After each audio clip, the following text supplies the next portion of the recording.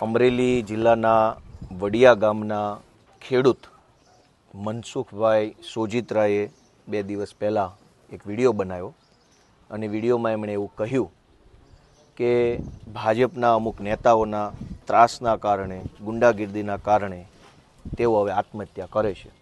એમ કહી એમણે આત્મહત્યા કરી અને આજે તેઓ આપણી વચ્ચે નથી.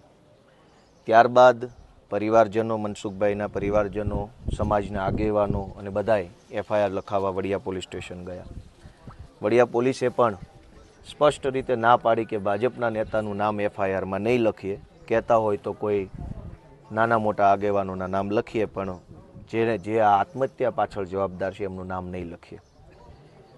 આપણા અમરેલી જિલ્લાના વડિયામાં એક હિન્દુ ખેડૂત આત્મહત્યા કરે અને હિન્દુત્વના નામે ચાલતી આ આખી સરકાર જો કોઈ માણસને મરતા રોકી ન શકે તો એ બહુ દુઃખની બાબત છે.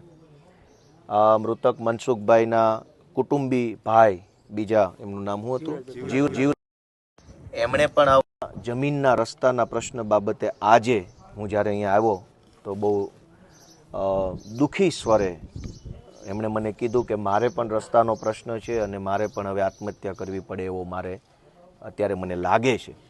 મેં એમને આશ્વાસન આપ્યું છે મામલતદારશ્રી સાથે રૂબરૂ રસ્તાના પ્રશ્નોમાં જે કાંઈ દાદાગીરી ભાજપના માણસો કરી રહ્યા છે એની સામે મામલતદારો, કલેક્ટરો, ડીવાયએસપીઓ આ બધા લોકો પણ સજાગ બની અને હિન્દુ ખેડૂતોને કંઈક મદદરૂપ બને એવી મેં આજે એમને જાણ કરી છે.